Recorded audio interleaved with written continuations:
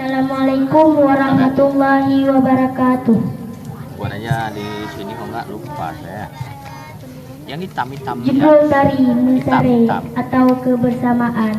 Musare atau bersama. Tari ini terinspirasi dari keseharian anak-anak di sebuah desa yang kesehariannya mereka penuh dengan kesabaran,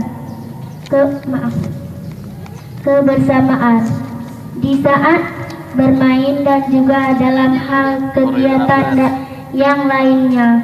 Tari ini memakai dua buah properti, yaitu tampi dan sapu lidi. Tampi mereka gunakan sebagai alat untuk mengisi beras dan membersihkannya yang mereka lakukan bersama-sama sebagai bukti kepedulian mereka terhadap orang tua.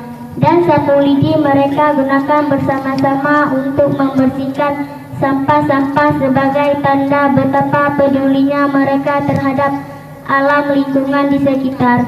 Semuanya dirangkum dalam gerakan-gerakan tari dan musik.